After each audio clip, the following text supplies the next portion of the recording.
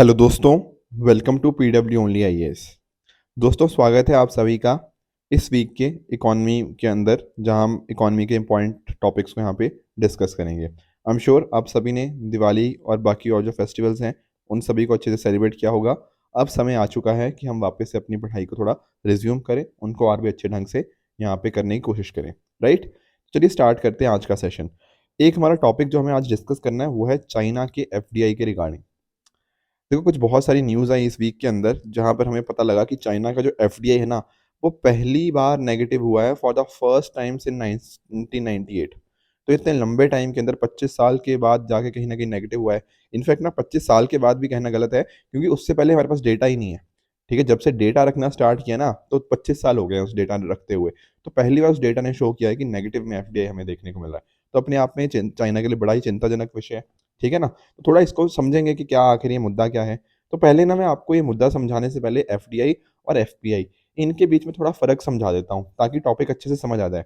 देखो, जब हम बात करते हैं एफडीआई क्या होता है आपका foreign direct investment, whereas on the other hand जब मैं बात करता हूँ आपका एफपीआई की, this is foreign portfolio investment.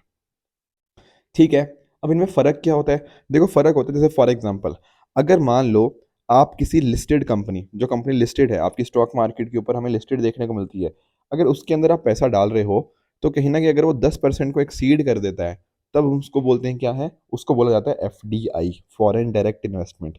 Whereas on the other hand, अगर हम लिस्टेड कंपनी के अंदर 10% से कम हमने अपनी ओनरशिप हमने रखी, तो दैट इज एफपीआई। तो ये तो हो गया आपका लिस्टेड कंपनी का। सर, अगर हम बात करें अनलिस्टेड कंपनी की, वहाँ क्या होता है? देखो, अगर आप अनलिस्टेड कंपनी के अंदर पैसा डाल रहे हो ना, तो जितना मर्जी पैसा डालो, वो हमेशा कौन सी चीज़ के अंदर कैटेगराइज होगा? It is categorise under foreign direct investment. ये आपको पता होना चाहिए। अब आप खुद सोचो यार, कोई बंदा है, लेट से कोई बाहर से बंदा पैसा डाल रहा है हमारी किसी कंपनी के अंदर, अगर वो पैसा अच्छा खासा डाल रहा है, यू गेट द पॉइंट, तो यहाँ पर इसका पॉइंट क्या होगा? क्यों डाल रहा है इतना पैसा? ये कहने की कोशिश कर रहा है यार कि ना इसके अंदर ना हम अच्छे से कंट्रीब्यूट करें। ऑन द अदर हैंड एक बंदा हो सकता है जो एक कंपनी के अंदर थोड़ा पैसा डाल रहा है, उसका काम पता क्या है? काम है सिर्फ कि कहीं ना कहीं ना यार, इसके अंदर थोड़ा पैसा डालो, प्रॉफिट कमाओ और घर वापस भाग लो। समझ रहे हो फर्क? एक ये बंदा आ रखा है, वो आया है लंबे समय के लिए। वो कह रहा है कि यार ये कंपनी के अंदर मैं पैसा डाल रहा हूँ, मैं चाहता हूँ कि लॉन्ग टर्म के लिए ना इस कंपनी के साथ मैं जुड़ा रहूँ। कहीं ना कहीं इस कंपनी की जैसे ग्रोथ होगी उसके साथ मैं भी कंट्रीब्यूट करूँ अपना, कुछ अपनी एक्सपर्टीज भी दूँ, उसका कुछ बेनिफिट भी लूँ, ये सारी बातें।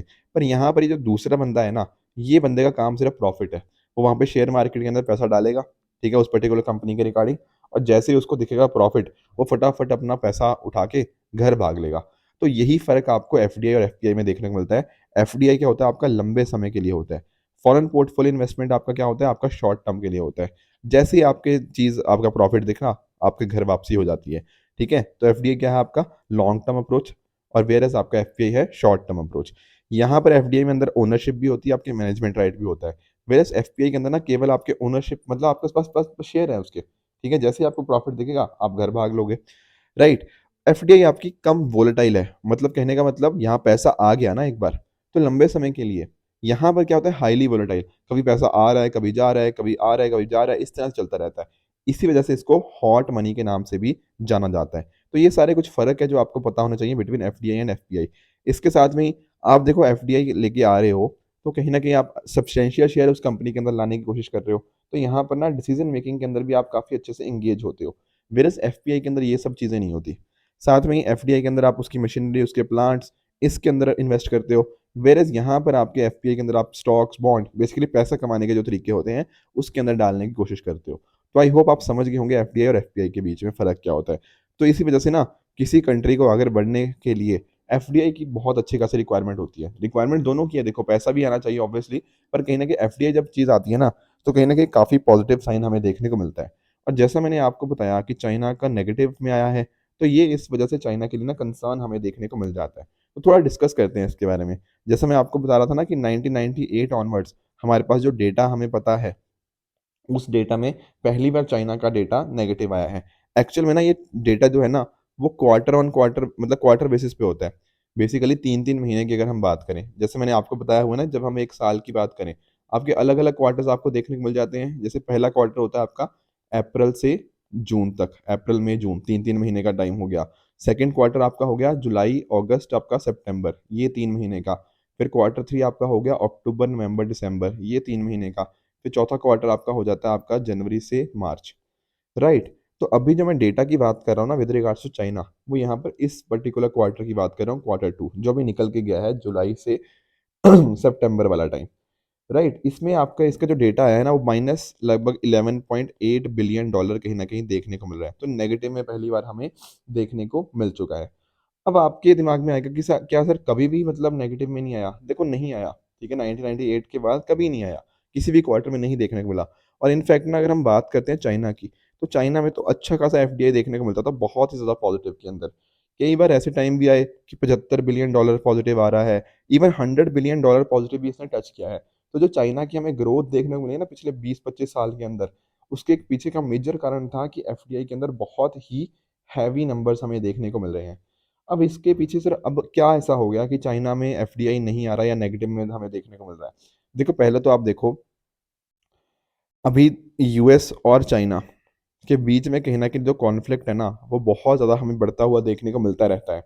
ऐसे समय के अंदर देखो जो कंपनीज़ होंगी, स्पेशली जो यूएस वगैरह की कंपनीज़ हैं, वो तो सोचेंगी ना यार कि चाइना में पैसे डालना थोड़ा इश्यू हो सकता है, राइट? तो वो सोचेंगे कि यार डालें, ना डालें, एक ये मेजर मुद्दा हो गया।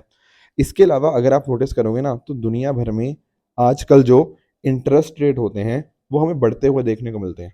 देखो होता जनरली पता क्या है, जब इंटरेस्ट रेट हमें कम होते हैं, व्हेन दे आर लेस, तो कहीं न कहीं जो इन्वेस्टर्स होंगे वो सोचेंगे यार कि चलो किसी दूसरी कंट्री चलते हैं, वहाँ जाके पैसा डालने की कोशिश करते हैं। पर आज के समय चाइना को छोड़ के ना बाकी और दुनिया भर में इन्फ्लेशन को टैकल करने के लिए वहाँ पर इंटरेस्ट रेट हाई है।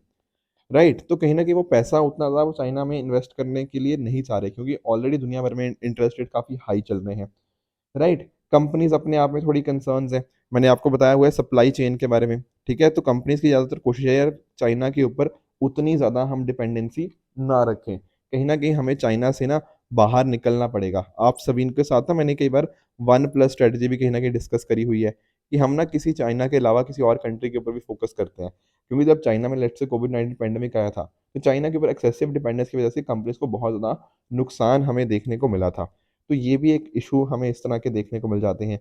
बाकी चाइना की ओवरऑल अगर आप इकॉनमी देखो, तो चाइना की इकॉनमी के अंदर भी हमें एक स्लो डाउन टाइप सिचुएशन देखने को मिलती है। ठीक है ना? तो उस वजह उसका इम्पैक्ट भी कहीं न कहीं चाइना के ऊपर कहीं न कहीं पड़ता ही है। इवन साथ में जो मैं यूएस और चाइना की बात कर रहा था ना, यहाँ पर ओवरऑल अगर आप नोटिस करोगे तो बहुत सारी इंटरनेशनली भी जियोपॉलिटिकल टेंशन्स हमें देखने को मिलती है। आपके जो यूएस ने कुछ रिस्ट्रिक्शंस लगा रखी हैं कि अमेरिका जो की जो कंपनीज़ हैं, वो चाइना के अंदर कुछ पर्टिकुलर सेक्टर्स के अंदर इन्वेस्ट नहीं करेंगी। जैसे आर्टिफिशियल इंटेलिजेंस के अंदर इन्वेस्ट नहीं करेंगी। तो इस तरह की जो अलग-अलग इश्यूज़ हैं ना, इसका इम्पैक्ट हमें यहाँ पे देखने को मिल जाता है। तो ये सारे कहीं न कहीं कारण बनते हैं, जिस वजह से हमें चाइना के अंदर फॉरेन डायरेक्ट इन्वेस्टमेंट हमें आज के समय कम देखने को मिलती है। ठीक है? तो पिछले कुछ समय के अंदर जो इतनी हेवी ग्रोथ हुई थी चाइना की, हमें लग सकता है कि आने वाले समय के अंदर शायद वो ग्रोथ ना हो, क्योंकि ओवरऑल अगर हम बात करें तो वहाँ पे कंसर्न्स आता है, कंपनीज़ के कुछ कंसर्न्स है चाइना के रिगार्डिंग। इवन ना चाइना के अंदर ना आपको ना प्रोटेक्शनिज़्म भी देखने को मिलता है, ठीक है? कि वहाँ पे जो लोकल इंडस्ट्रीज़ हैं उनको वहाँ पे प्रोटेक्ट किया जाता है, उनको कुछ एक्सेसिव बेनिफिट्स दिए जाते हैं। तो काफ़ी सारी कंपनीज़ के ऊपर ना कई बार नेशनल सिक्योरिटी का मुद्दा लगाकर उनको इफ़ेक्ट किया जाता है, उनके मतलब कंपनी की जो वर्किंग होती है, वो इफ़ेक्ट कर दी जाती है। क्योंकि आप नोटिस करो कि चाइना की जो सरकार है, अपने आप में वो बहुत ज़्यादा पावरफुल है। तो प्राइवेट सेक्टर को या जो वहाँ पे जो कंपनीज़ होती हैं, उनको उतनी ऑटोनॉमी यहाँ पे नहीं दी जाती। तो ये सारे कंसर्न्स की वजह से ना कंपनीज़ आज के समय के ऊपर थोड़ा सोच रही हैं कि यार क्या हमें इन्वेस्ट करना चाहिए या नहीं करना चाहिए? तो ये कहीं न कहीं एक कंसर्न बन चुका है चाइना के लिए, एंड डेफ़िनिटली चाइना को यहाँ पे बहुत सारे स्टेप्स लेने पड़ेंगे, अगर वो वापस से उसी रफ्तार से ग्रो करना चाहता है जैसा उसने पिछले कई सालों के अंदर ग्रो किया है। इसके अलावा ना इसका चाइना की एफडीआई का इम्पैक्ट कहीं न कहीं उसका जो एक्सचेंज रेट होती है, उसके ऊपर भी हमें देखने को मिला है। जैसे आप जानते हो ना युआन के बारे में, जो वहाँ की करेंसी है, तो उसके अंदर ना जो चाइना की करेंसी है अपने आप में काफ़ी हमें डेप्रिशिएट होती हुई देखने को मिली है। इन्हीं कुछ कारणों की वजह से कि वहाँ पे प्रॉपर एफडीआई हमारे पास देखने को नहीं मिल रहा, और धीरे-धीरे वहाँ की जो करेंसी है वो डिक्लाइन करती जा रही है, या आई शुड से वहाँ पे युआन जो है वो डेप्रिशिएट करता हुआ देखने को मिल जा रहा है। आई होप आप सभी को कि चाइना की एफडीआई कम क्यों हुई है, कितने नंबर से कम हुई है, क्या कारण है और इसका क्या-क्या इफ़ेक्ट देखने को मिलता है, ये सारे पॉइंट्स आपको यहाँ पे क्लियर हो गए होंगे। एंड साथ ही साथ आपको एफडीआई और एफपीआई के बीच में जो फ़र्क था ना, जहाँ से यूपीएससी डेफिनेटली क्वेश्चन हमसे पूछ सकती है, आई होप वो क्लैरिटी भी आपको यहाँ पे मिल गई होगी। ठीक है, चलो बहुत बढ़िया। आगे चलते हैं हमारे नेक्स्ट टॉपिक की तरफ, दैट इज़ कृषि 24/7। अब यहाँ पर जैसे न्यूज़ में आप देख भी पाओगे, ठीक है, यहाँ पे government to monitor agriculture news using artificial intelligence Krishi 24/7, ये इस तरह की न्यूज़ हमें देखने को मिली। तो आइए समझते हैं कि आखिर ये कृषि 24/7 होता क्या है। पहली बात तो ये समझो कि हमें पहले समझना है कि इसमें मिनिस्ट्री कौन सी इन्वॉल्व है। तो लॉजिकली भी अगर आप सोचोगे ना, तो कृषि की बात हो रही है तो मिनिस्ट्री ऑफ एग्रीकल्चर ही इन्वॉल्व है, ministry of agriculture and farmer welfare. इसी के साथ ना यहाँ पर इनके अंदर एक डिपार्टमेंट है, department of agriculture and farmer welfare, तो उसी डिपार्टमेंट ने इसको यहाँ पे डेवलप किया है। साथ में जो गूगल है, ठीक है, जो गूगल कंपनी की बात कर रहे हैं वो, और आपकी कुछ एनजीओज भी यहाँ पे साथ में आई थी इस चीज़ को डेवलप करने के लिए। पर सर इसका पॉइंट क्या है, व्हाट एग्जैक्टली इज कृषि 24/7? देखो यहाँ पर ना, आप समझ रहे हैं इस चीज़ को, आपके यहाँ पर ना अलग अलग न्यूज़पेपर्स जैसे फॉर एग्जांपल होते हैं, इस तरह के आपके डिफरेंट डिफरेंट आर्टिकल्स होते हैं, न्यूज़ आर्टिकल्स। वो आपके ना कुछ तो इंग्लिश में छपते हैं, कुछ आपके हिंदी में छपते हैं, कुछ मराठी में छपते होंगे, कुछ पंजाबी में छपते होंगे, कुछ बंगाली में छपते होंगे, कुछ अलग अलग ऐसे लैंग्वेजेस में छपते हैं। ठीक है, अब हम पता क्या कह रहे हैं कि जो सारे इस तरह से न्यूज़ आर्टिकल्स अलग अलग आपके लैंग्वेजेस के अंदर जो छपे हैं, उन लैंग्वेजेस को ना हम कन्वर्ट करते हैं किसके अंदर, उनको ट्रांसलेट करते हैं इंग्लिश के अंदर। तो यहाँ पर पता क्या होगा, हमारे पास जो भी एसेंशियल इन्फॉर्मेशन है ना, वो सारी इन्फॉर्मेशन हमारे पास आ जाएगी। अब मान लो जब एसेंशियल इन्फॉर्मेशन आ गई, तो कल को कुछ भी किसी को अपडेट करना है किसी डेटा के रिगार्डिंग, कुछ इन्फॉर्मेशन के रिगार्डिंग, या फिर मान लो हमने अपने जो फार्मर्स हैं, हमारे जो किसान हैं, उनको यहाँ पे कुछ बताना है, उनको यहाँ पे बोलना है कि यार आपका ना यहाँ पे ये इशू आने वाला है, तो आप उसके रिगार्डिंग ना इस तरह से आप ये वाला एक्शन ले लो, तो वो इस तरह से पॉसिबल हो पाएगा। तो दिस एग्जैक्टली इज कृषि 24/7। बेसिकली अगर मैं आपको एक लाइन में सिंपली अगर रिवाइज करवाने की कोशिश करूँ, तो आपके अलग अलग लैंग्वेजेस के अंदर आपके अलग अलग न्यूज़ आर्टिकल आते हैं, उन न्यूज़ आर्टिकल्स को इंग्लिश में कन्वर्ट किया जाएगा, ताकि एक तरह का ना आपके पास प्रॉपर इन्फॉर्मेशन बन जाए रिगार्डिंग क्या क्या चीज़ें होने वाली हैं एग्रीकल्चर के सेक्टर के अंदर, क्या क्या इवेंट्स हैं, कुछ कहीं जगह पे ड्रॉट, कुछ फ्लड, कुछ ऐसा तो नहीं आने वाला। जब ऐसा चीज़ पता लगेगा तो हमारे पास प्रॉपर इन्फॉर्मेशन आ जाएगी, प्रॉपर इन्फॉर्मेशन आ जाएगी तो हम कहीं न कहीं उसको अपने किसानों तक पहुँचा पाएँगे, ताकि वो उनके रिगार्डिंग प्रॉपर एक्शन ले पाए। दिस इज़ कृषि 24/7। आई होप आपको ये टॉपिक अच्छे से समझ आ गया होगा। बिल्कुल बेसिक सा ही टॉपिक था, बट इम्पोर्टेंट है क्योंकि कई बार ना यूपीएससी डायरेक्ट क्वेश्चन इसके रिगार्डिंग हमसे पूछ सकता है। ठीक है सर, ये बात तो समझ आई। आगे चलते हैं अपना नेक्स्ट के ऊपर, दैट इज़ डब्ल्यूआईपीओ रिपोर्ट के बारे में। ये क्या है? देखो दरअसल में ना अभी एक रिपोर्ट आई है जिसका नाम क्या है, वर्ल्ड इंटेलेक्चुअल प्रॉपर्टी इंडिकेटर 2023। तो कौन इसको रिलीज़ करता है? उसको डब्ल्यूआईपीओ ही रिलीज़ करता है। डब्ल्यूआईपी क्या है? World intellectual property organisation. ठीक है? तो यही पर्टिकुलर ऑर्गेनाइजेशन है और इसकी रिपोर्ट का नाम क्या है? यही नाम है इसका, वर्ल्ड इंटेलेक्चुअल प्रॉपर्टी इंडिकेटर्स 2023। अब नोटिस करो यहाँ पे मैं बात क्या कर रहा हूँ, इंटेलेक्चुअल प्रॉपर्टी। इंटेलेक्चुअल होता है जो आपके दिमाग की प्रॉपर्टी होती है। जैसे आपके आपने कुछ नई इन्वेंशन करी, कुछ आपने नई खोज करी, इस तरह की चीज़ों को ना हम कहीं ना कहीं क्या करने की कोशिश करते हैं कि आपकी इन्वेंशन को, आपकी जो आप जो कुछ अपने दिमाग का यूज़ कर रहे हो उसको हम यहाँ पे प्रमोट करें। तो उसके लिए अलग अलग तरीके हमें देखने को मिलते हैं। फॉर एग्जाम्पल आप पेटेंट्स के बारे में जानते होंगे, आप कॉपीराइट के बारे में जानते होंगे, आप ट्रेड मार्क्स हो गया, ठीक है ना, इस तरह बहुत सारी चीज़ें होती हैं। आप जीआई टैग्स के बारे में जानते होंगे। तो इस तरह के अलग अलग चीज़ों को हम क्या बोलते हैं, हम यहाँ पे इंटेलेक्चुअल प्रॉपर्टी उनको बोला जाता है। तो इस रिपोर्ट ने ना दरअसल में बात क्या करी है, इस रिपोर्ट ने दरअसल में बात यही करी है कि दुनिया भर में जो पेटेंट एप्लीकेशंस की हम बात करें ना, तो उसमें अंदर एक मैसिव इंक्रीज, मतलब मैसिव इंक्रीज नहीं, मतलब 1.7% जो इंक्रीज है वो देखने को मिला है। और एक्चुअल में अगर आप नोटिस करोगे दुनिया में ऐसी कौन सी कंट्री जो टॉप पे चल रही है पेटेंट के एप्लीकेशंस के मामले में, तो वो आपकी चाइना देखने को मिल जाएगी। तो ये पॉइंट आपको यहाँ पर क्लियर होना चाहिए। अगर हम बात करें देखो इंडिया के केस के अंदर, तो इंडिया के केस के अंदर ना जो पेटेंट की नंबर ऑफ पेटेंट जो बढ़ रहे हैं, उसकी बढ़ने की जो रफ्तार है वो अपने आप में काफ़ी अच्छी है। अगर आप नोटिस करोगे तो पेटेंट फाइलिंग्स है ना पिछले साल के अंदर 25% इंक्रीज हुई है। अब ये अच्छी बात क्यों है, मैं इसलिए क्यों कह रहा हूँ, क्योंकि देखो ये जो जब चीज़ें इंक्रीज होंगी, ये क्या दिखा रहा है कि यहाँ पर लोग नई नई इन्वेंशंस कर रहे हैं, लोगों का फोकस है। देखो ये जो सारी चीज़ें आपको आज के समय देखने को मिलती है ना, आर्टिफिशियल इंटेलिजेंस हो गया, इसके अंदर नई नई इन्वेंशंस होती रहती हैं, ठीक है, हर कोई अपनी नई नई कुछ चीज़ बनाता रहेगा। आपकी जैसे आजकल इलेक्ट्रिक व्हीकल्स हो गया और भी बहुत सारी चीज़ें इस तरह से कुछ ना कुछ बनता रहता है। तो अगर किसी देश के अंदर पेटेंट फाइलिंग बढ़ रही है, इट शोज़ कि वहाँ पर चीज़ें नई इन्वेंट करी जा रही हैं, नया रिसर्च एंड डेवलपमेंट वहाँ पे एक तरह से प्रॉस्पर कर रहा है। रिसर्च एंड डेवलपमेंट प्रॉस्पर करेगा तो कहीं न कहीं वो देश आगे बढ़ेगा, ठीक है? तो उस देश को बहुत सारे फ़ायदे हो सकते हैं। तो ये सारी चीज़ें हमें देखने को मिलती हैं with regards to this particular report. Basic idea ही लेना था एक पर्टिकुलर इस चीज़ के बारे में, डब्ल्यूआईपी के बारे में। और स्पेशली इन्होंने बात क्या करी है इसके अंदर, इन्होंने बोला है कि जो कंप्यूटिंग हो गया, डिजिटल टेक्नोलॉजी हो गया, उसके अंदर मेजर आपकी पेटेंट फाइलिंग देखने को मिलती है, जो कि अपने आप में एक फ्यूचरिस्टिक टेक्नोलॉजी की हम बात यहाँ पर कर रहे हैं। तो ये पॉइंट्स भी आपको इसके रिगार्डिंग पता होने चाहिए। आगे चलते हैं, नेक्स्ट टॉपिक डिस्कस कर लेते हैं। ये भी बिल्कुल छोटा-सा टॉपिक है। Record high displacement in DRC at nearly 7 million. देखो डीआरसी में किसकी बात कर रहा हूँ, ये रहा आपका डेमोक्रेटिक रिपब्लिक ऑफ कॉन्गो। कौन सा country? Democratic Republic of Congo. ये पर्टिकुलर कंट्री की बात यहाँ पे करी जा रही है कि यहाँ पर ना रिकॉर्ड हाई डिस्प्लेसमेंट डिस्प्लेसमेंट हमें यहाँ पे देखने को मिला एट नियरली 7 मिलियन नंबर हमें यहाँ पे देखने को मिल जाएंगे।